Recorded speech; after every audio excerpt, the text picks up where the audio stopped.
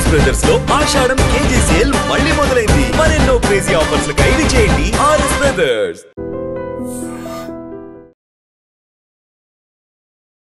Hi hello నమస్తే, welcome to I dream relationship lab. నేను మీ శ్రావ్య.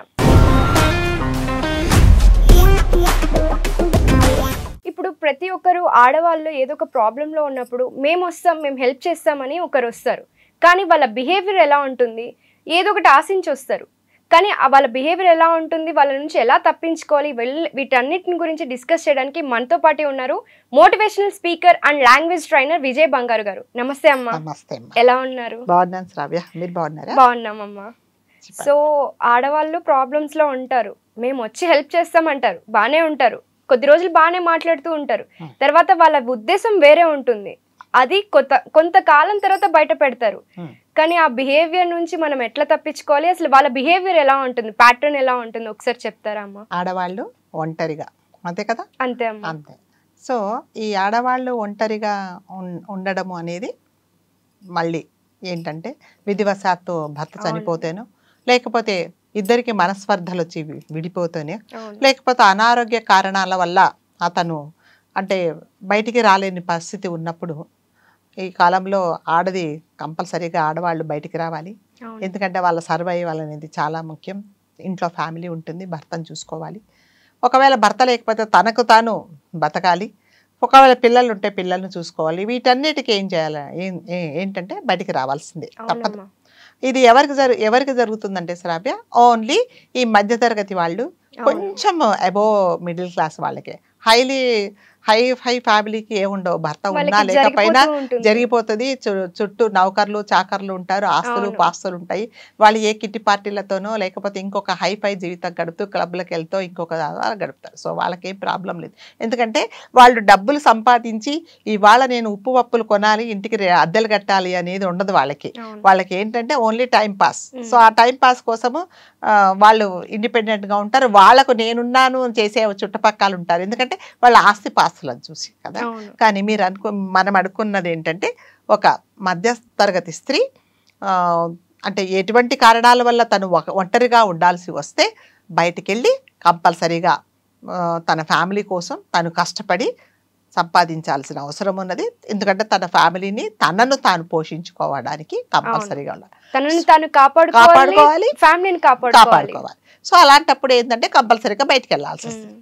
బయటికి వెళ్తే తెలుసు కదా, తోడేళ్ల లాంటి మగవాళ్ళు అంటే నేను ఒకటే నమ్ముతాను మా శ్రావ్య, అంటే నాకు తెలిసినంత మటుకు నేను పర్ఫెక్ట్, నాకు కరెక్ట్ నేను చెప్పిందని చెప్పట్లా.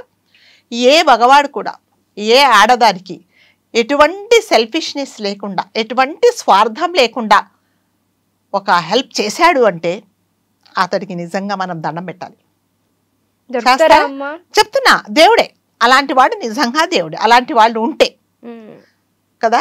కానీ అలాంటి వాళ్ళు ఉండరు అని నేను అనుకుంటా. ఉన్నారు అంటే మాత్రం నిజంగా అక్కడ అతను ఎక్కడున్నా నేను ఇక్కడి నుంచి దండం పెడుతున్నా కదా. జనరేషన్ లో దొరుకుతారమ్మా వాళ్ళు, డైనోసార్ లాగా అంతరించిపోయిన వాళ్ళు అనుకోవచ్చు. అంతే.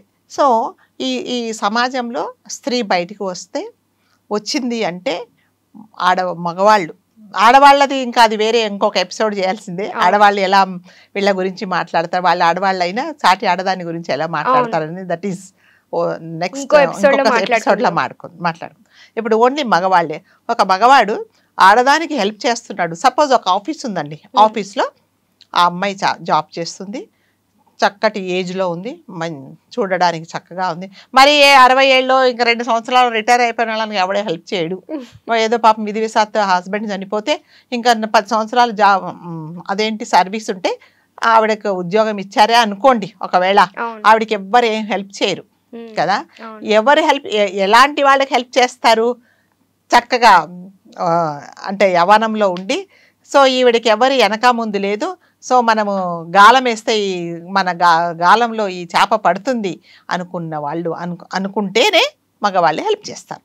ఎలా హెల్ప్ చేస్తారు? ఫస్ట్ ఆఫ్ ఆల్ ఫస్ట్ చిన్నగా మొదలు పెడతారు. ఏ అండి అది ఇది మీకు ఏమున్నా ఏ హెల్ప్ అయినా కూడా నన్ను అడగండి, నేను చేస్తా, ఎవరు లేరు అనుకోకండి, మీరు బాధపడకండి అంటే అంతే కదా. ఇప్పుడు ఎవరు అనుకోండి, మీ ఫ్రెండ్ అనుకోండి, మీ ఇంటి వాళ్ళు అనుకోండి, మళ్ళీ మీ అన్న అనుకోండి, మీ తమ్ముడు అనుకోరు. అదే అమ్మ ఎంత తప్పది అస్సలే.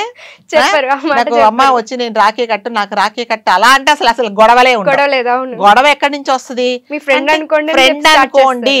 సో మీరు ఒంటరిగా ఉన్నానని ఫీల్ అవ్వకండి, మీకు ఏ హెల్ప్ కావాలని నేను చేస్తాను అని చెప్తారు. సో అంటే ఈవిడేంటంటే నిజంగానే అంటే ఎటువంటి కారణాల వల్ల భర్తకు దూరంగా ఉండి ఒంటరిగా ఉన్నప్పుడు ఎలా ఉంటదంటే, నేను ఫిజికల్ రిలేషన్ గురించి చెప్పట్లేదు, మానసికంగా ఎవరైనా మనసుకు దగ్గరగా వచ్చి నాతో నేనున్నాను నీకు అని నాకు ఒక షోల్డర్ ఇస్తే నిజంగా ఎంత బాగుంటుంది అనే పరిస్థితిలో కొంతమంది ఉంటారు.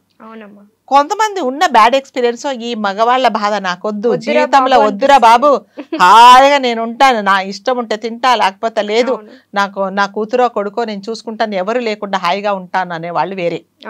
ఇప్పుడు నేను చెప్పిన ఎగ్జాంపుల్ ఏంటంటే నిజంగానే అలా ఉంటారు. అంటే మనం అంతా మనుషులం కదా, మనకి ఎవరైనా నిజంగా మంచిగా ప్రేమతో మాట్లాడితే చాలు, ఇంకా మనకి బాగుంటుంది కదా అని ఉంటుంది. సో అలాంటి వాళ్ళని వీళ్ళు చూస్తారనమాట. ఫస్ట్ ఎమోషనల్ గా బ్లాక్ మెయిల్ చేసేసి వాళ్ళని పర్లేదంటే అంటే అయ్యో మీరు అలా మొహమాట పడకండి, మీకు ఏం అవసరం ఉన్నా చెప్పండి. సరే ఒక రోజు ఆఫీస్కి రాలేదనుకోండి, వెంటనే ఫోన్, ఏంటి రాలేదు, మీకోసం ఎదురు చూసాను, మీరు లేకపోతే అసలు ఆఫీస్ ఎలాగా ఉంది, అసలు పని చేయవద్దు, ఇవన్నీ స్టార్ట్ అవుతాయి. అక్కడ ఏమవుతుంది, ఒక పాయింట్ వచ్చేస్తుంది ఈవిడికి, నా కోసం కదా, నా కోసం ఫోన్ చేసి నువ్వు ఎలా ఉన్నావు అని అడిగేవాళ్ళు ఉన్నారు. ఓకే, సెకండ్ డే కూడా రాదు, నన్ను రమ్మంటారా ఇంటికి, ఏదైనా అవసరం ఉందో హాస్పిటల్కి తీసుకెళ్ళనా అని అంటారు. సరే ఆమె అనుకుంటే సరే పర్లేదు అనుకొని ఆవిడకి ఎలాంటి ఉద్దేశాలు ఉండవు, ఇతనికి వేరే ఉంటుంది. సో అలా కొనసాగిన ఫ్రెండ్షిప్ ఏమవుతుందంటే లాస్ట్కు అతను ఏమండి అనే స్థాయి నుంచి మేడం అనే స్థాయి నుంచి నువ్వుకొస్తుంది, ఇంకొకలాగా కూడా మాట్లాడతారు, ఇంకా ఇలాంటివి వస్తాయి. అంటే ఆ చనువు అనేది ఈ యువతలి వ్యక్తి ఆ స్త్రీ ఇచ్చిందనమాట. ఎందుకు ఇచ్చింది, సరే నాకు తోడుగా ఉంటాడు కదా, నా మనసుకు దగ్గరగా ఉన్నాడు కదా, సరే నేను కూడా ఒంటరిగా ఉన్నాను కదా, చూసుకోవడానికి ఒకరు ఉంటారు కదా అనేసే ఉంటుంది. సో కాకపోతే ఏంటంటే నిజంగానే నేను అన్నట్టుగా అతని ఎటువంటి స్వార్థం లేకుండా ఆమె ఒక మనిషిని ఒక స్త్రీ పాపము ఒంటరిగా ఉంది, నేను ఈమెకు హెల్ప్ చేయాలి అని చేస్తాను, నిజంగా హ్యాట్స్ ఆఫ్ టు హిమ్ కదా. అలా కాకుండా ఎప్పుడైనా చూడండి, నేను ఇంకొకటి చెప్తా, ఏ మగవాడు కానీ తన ఫ్యామిలీకి తన ఫ్రెండ్ ఒక ఆడదాని ఫ్రెండ్షిప్ గురించి చెప్పకుండా దాచాడు అంటే అది తప్పే. నీ మనసులో ఏదో ఉన్నట్టే, నిజంగా నువ్వు హార్ట్ఫుల్గా ఆ అమ్మాయికి నిజంగా హెల్ప్ చేయాలనుకుంటే నీ ఫ్యామిలీని తీసుకురా కదా, లేదా ఈమె మీ ఇంటికి తీసుకెళ్ళు, ఇదిగో మా ఆఫీస్లో ఉంది పాపం ఈమెకు భర్త లేడు, మనం హెల్ప్ చేద్దాం, నువ్వు నేను కలిసి హెల్ప్ చేద్దాం, మన ఫ్యామిలీ, నీ అక్క నీ చెల్లి ఎవరు ఏమి అనుకోకండి, ఒక మనిషి ఒక సాటి మనిషి ఒంటరిగా ఉంది, మనం హెల్ప్ చేద్దాం, నువ్వు అక్క అనకు, చెల్లి అనకు, ఇంకొకటి అనకు, ఏమీ అనకు, అలా అన్నాడు అనుకోండి, నిజంగా ఆ మగవాడు మంచివాడే. అలా అంటారా ఎవరైనా? చెడు ఉద్దేశం లేనట్టే కదా. ఇప్పుడు ఎప్పుడైతే నీ ఫ్రెండ్షిప్ గురించి ఫ్యామిలీకి చెప్పేశావో ఇంకా నీకేమీ లేదు కదా. నువ్వు ఎప్పుడైతే దాచేసి ఆవిడకి దగ్గర అవ్వడానికి నువ్వు ట్రై చేసావో నువ్వు బ్లఫ్ చేస్తున్నట్టే, అంటే నువ్వు ఒక ఆపర్చునిటీ కోసం చూస్తున్నావు అనమాట. ఇలాంటి వాళ్ళ నుంచి మనం ఎలా తప్పించుకోవాలంటారా? ఎలా తప్పించుకోవాలంటే నీకు ఎప్పుడు అంటే ఎవరైనా ఈ కాలంలోనండి చాలా చిన్న ఏజ్ నుంచే ప్రతి ఒక్కరికి ఇండిపెండెంట్ లైఫ్ స్టార్ట్ అయింది. ప్లస్ ప్రతి చిన్నపిల్లలకు కూడా మనిషి ఏ ఉద్దేశంతో నాతో మాట్లాడుతున్నాడు, ఇతను నిజంగానే హార్ట్ఫుల్ గా మాట్లాడుతున్నాడా, లేదా ఏదో ఒక ఛాన్స్ కోసము ఎదురు చూస్తూ మాట్లాడుతున్నాడు అనేది ప్రతి ఒక్కరికి అర్థమవుతుంది. కాకపోతే ఇప్పుడు మీరు అన్నట్టుగా ఒక ఒంటరి స్త్రీ అంటే నిజంగా జీవితంలో ఆటుపోట్లు తిని ఒంటరిగా ఉన్నప్పుడు అన్ని తెలుసు ఆవిడికి, తెలిసినప్పుడు కూడా అంత దృఢంగా ఉండలేదు. అదే చెప్తున్నా, మానసికంగా అంత దృఢంగా ఉండలేదు. ఎందుకంటే అతని దగ్గర అయ్యాడు కదా, పోనీ అతనితో నాకు జరిగిన బ్యాడ్ ఎక్స్పీరియన్స్ లేకుండా ఇతనితో నేను బాగుంటానేమో అనుకుంటుంది తప్ప, ఇతనికి ఒక ఫ్యామిలీ ఉందని కానీ నేను ఇంకొక ఫ్యామిలీకి నేను ఇదేంటి హాని చేస్తున్నానని, నా ఫ్రెండ్షిప్ వల్ల ఆ ఫ్యామిలీ నష్టపోతుందని కానీ ఆలోచించదు.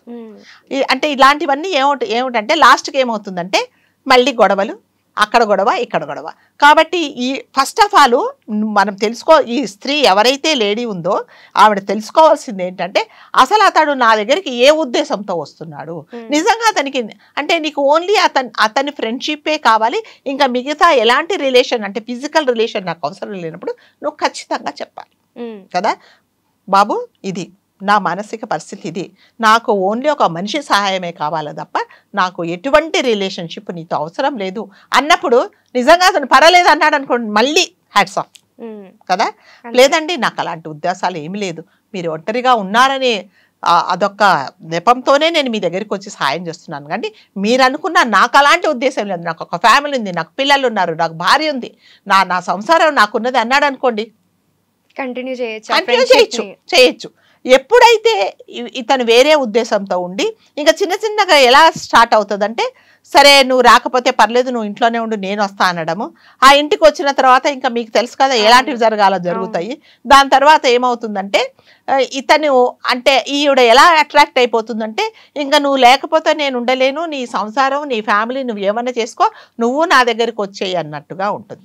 సో ఇవన్నీ ఏంటంటే సంసారం నాశనం అవుతుంది, అటు ఆయన సంసారం నాశనం అవుతుంది. అంతే కదా. అంటే ఇవన్నీ ఏమిటంటే మీరు అన్నట్టుగా మన టైటిల్ ఏం చెప్పుకున్నామంటే ఒంటరి స్త్రీని ఆదుకుంటాను అనే నెపంతో దగ్గర అవ్వడం అనమాట. దానివల్ల నష్టాలే తప్ప బాగుపడ్డ వాళ్ళైతే ఎవరు లేరండి. ఎవ్వరి ఫ్యామిలీని వదులుకోరు. ఫస్ట్ ఆఫ్ ఆల్ వదులుకుంటారా? ఎవరు వదులుకోరు. ఇదేంటే టైం పాస్ బఠానీ అంటారు కదా, ఇది టైం పాస్. సరే ఆవిడ ఏదో ఎప్పుడో పెళ్ళయింది, నా చిన్నప్పుడు నాకు ఊహ తెలియనప్పుడే పెళ్ళయింది, సరే మేము ఏదో పిల్లలు పుట్టారు, అది ఒక పక్క పడి ఉంటుంది. సో నాకు ఇప్పుడు మోడ్రన్గా ఉండి చక్కగా బయటికి తిరగడానికి ఉండే ఫ్యామిలీ కావాలి అంటే ఇలాంటి వేషాలు వేస్తారు. కాబట్టి మరి ముఖ్యంగా స్త్రీలు లేడీస్ ఎవరైతే ఒంటరిగా ఉన్నారో వాళ్ళు తెలుసుకోవాల్సింది ఏంటంటే, ఏ మగవాడు ఎలాంటి స్వార్థం లేకుండా నాకు హెల్ప్ చేస్తున్నాడు అంటే ఫస్ట్ ఆఫ్ ఆల్ నువ్వు కూర్చోబెట్టి కరెక్ట్గా మాట్లాడు. ఏంటి సంగతి, ఏంటి మీరేమనుకుంటున్నారు, మీరు నాకు హెల్ప్ చేస్తున్నారు, మీరు నిస్వార్థంగా హెల్ప్ చేస్తున్నారు, పదండి నేను మీ ఇంటికి వస్తా, లేకపోతే మీ వాళ్ళని నా ఇంటికి తీసుకురండి, అందరం కలిసి ఎక్కడ మీరు నన్ను కలవాలనుకున్నా మీ ఫ్యామిలీని తీసుకొని రండి, నీ భార్యతో నీ పిల్లలతో రా, గొడవే లేదు. అలా ఒప్పుకున్నాడు అనుకోండి, అసలు గొడవలు లేవు. ఒప్పుకుంటారు ఎవరైనా? అలా ఒప్పుకున్నారంటే గ్రేటే. కాబట్టి మనమే ఆడవాళ్లే, నేను చాలా జాగ్రత్తగా ఆడవాళ్లే అంటే చాలా ఎపిసోడ్స్ లో చెప్పాను, మళ్ళీ చెప్తున్నాను, ఆడవాళ్ళ జీవితం ఏంటంటే భగవంతుడు అలా సృష్టి అలాంటిది. సో మనం భగవంతుడినే అనుకోవాలి, ఎందుకు దేవుడా నన్ను ఇలా పుట్టించావు, ఆడవాళ్ళని ఎందుకు పుట్టించావు. సో ఈ ఆడవాళ్ళ జీవితం ఏంటంటే ఒక అరిటాకు లాంటిది అనమాట. ఎటువైపు ఏ గాలి వచ్చినా కొట్టుకుపోతుంది. ఎటువంటి అంటే పడ్డ రాయిలాగే ఉంటుంది, పడ్డ ముళ్ళులాగే ఉంటుంది, ఎటువంటి హాని జరగదు, ఆ గాలికి ఏం జరగదు, కొట్టుకుపోయిన అరిటాకే దెబ్బను కాబట్టి నన్ను నేను కాపాడుకోవాలి అని అంటే నా డిసిప్లిన్ నాకు ముఖ్యము. నేను ఇదివరకు జరిగిన ఆటుపోట్ల ఇటువరకు జరిగిన కష్టాలను గుర్తుపెట్టుకొని ఒక మగవాడితో స్నేహం ఎంత ఉండాలో అంతవరకే చెయ్యి. ఒక గీత అంటారు కదా, ఒక బౌండరీస్ పెట్టుకోండి. నువ్వు ఇంతనే మాట్లాడాలి, నీకు నాకు మధ్యలో స్నేహం ఇంతవరకే, నువ్వు దాటకు నేను దాటను, అంతే. అలాంటిది పెట్టుకున్నాడు, అసలు గొడవలే ఉండవు. ఓకే, ఇట్లాంటి గొడవలు ఎప్పుడు వస్తాయంటే నేను లిమిట్స్ దాటిపోయి నా పరిధి నేను దాటి మీకు దగ్గర అవ్వాలి అనే ఆడవాళ్ళు ఎప్పుడు అనుకుంటారంటే అతడు నిజంగానే ఓహో ఏదైనా ఈమెకు తెలుసు కదా, నాకు పెళ్ళయింది తెలుసు, పిల్లలు ఉన్నారని తెలుసు, నాకు సంసారం ఉందని తెలుసు, అయినా నా దగ్గరికి వస్తుందంటే ఈమెకు కూడా ఉద్దేశం ఉందని, నేను పెద్ద తోపు నాకు కదా, సో నన్ను చూసి చాలా అట్రాక్ట్ అయిపోయింది, అన్నిటికీ ఓకే అనుకుందని అనుకుంటాను. దానివల్ల నష్టం ఎవరికంటే మళ్ళీ ఆడవాళ్ళకి. కాబట్టి ఇలాంటి స్నేహాలకు మీరు చేసే ముందు ఒకసారి ఇది నా జీవితానికి ఎలాంటి నష్టం జరుగుతుంది, దీనివల్ల నా ఫ్యామిలీ ఏమన్నా ఎఫెక్ట్ అవుతుందా అనేది తప్పకుండా ఆలోచించాలి. ఎందుకంటే ఒకసారి ఆల్రెడీ మీరు దెబ్బలు తిన్నారండి కదా, ఆటుపోట్లు ఉన్నాయి, మీకు ఎన్నో కష్ట నష్టాలు ఉన్నాయి. మీరు ఇప్పుడు మళ్ళీ వేసే అడుగు ఎలా ఉండాలంటే ఎవరి వైపు నుంచి కూడా నువ్వు నీ వైపు నుంచి తప్పు లేకుండా చూసుకోవాలి, అంతే. నువ్వు పర్ఫెక్ట్గా అతనితో మాట్లాడేసి, లేదు మీ ఫ్యామిలీని తీసుకురండి, లేదా నేనే వస్తాను, మీ ఇల్లు ఎక్కడో చెప్పండి, నేను వస్తాను మాట్లాడతాను, ఇదిగోండి మా కలిగ్గండి, ఇతను నాకు చాలా హెల్ప్ చేస్తున్నాడండి, మిమ్మల్ని కలుద్దామని వచ్చాను, ఇప్పటి నుంచి ఎప్పుడైనా అతను రావాలంటే మీరు కూడా మా ఇంటికి రండి, నేను కూడా అలాగే వస్తానని చెప్పండి. అస్సలు గొడవలేదు అవును కదా. ఇలా తప్పించుకోవచ్చు, ఫ్యామిలీని ముందు పెట్టేసి మనం నిజంగా అతను నిజంగా ఆదుకుండే ఉద్దేశం ఉంటే పర్వాలేదండి, మీరు లేకుండా నేను మా ఫ్యామిలీని తీసుకొని వస్తానని చెప్పాడు అనుకోండి, అసలు గొడవే గొడవలేదు. ఇదేంటి నువ్వు ఎందుకు చెప్పేసావు ఇంట్లో అన్నావు అంటే అసలు అప్పుడు అతని నిజ స్వరూపం బయటపడుతుంది. కాబట్టి నీ జాగ్రత్తలో నువ్వు ఉండాలి. అప్పుడు ఈ అమ్మాయికి ఫ్యామిలీ అని లేని అమ్మాయికి ఫ్యామిలీ కూడా ఉన్నట్లుగా అవుతుంది. అతని ఫ్యామిలీ ఎక్స్టెండ్ అవుతుంది అది కదా. ఒక ఫ్యామిలీ ఎవరు ఇవన్నీ వద్దు, అన్న అనుకో, చెల్లి అనుకో, తమ్ముడు అనుకో, ఇవన్నీ వద్దు. ఒక మనిషిగా మీరు ప్రేమించండి అంతే. మనకి రిలేషన్షిప్ ఏమీ వద్దు. చాలా చక్కటి సొల్యూషన్ చెప్పారమ్మా. Thank you so much. నిజంగా ప్రస్తుతం ఉన్నటువంటి సమాజం దేనికి ప్రయారిటీ ఇస్తుంది? ఆర్థిక సంబంధాల చుట్టూ మాత్రమే తిరుగుతుంది. మళ్ళీ ఎన్నికలంగానే చాలా విరక్తి కలుగుతాను. మంచి అనిపిస్తుంది కదా, లేడీస్ కూడా ఛాలెంజింగ్ జాబ్స్ చేసినప్పుడు చాలా బాగుంటది. ట్రాఫిక్ అసిస్టెంట్స్ గా నియమించిన ట్రాన్స్జెండర్స్ అందరితో సాల్యూట్ చేయించుకుంటున్నారు. ఫుడ్ డెలివరీ ఇవ్వటానికి వెళ్ళినటువంటి డెలివరీ బాయ్ అనిల్ పై కళ్ళ ముందు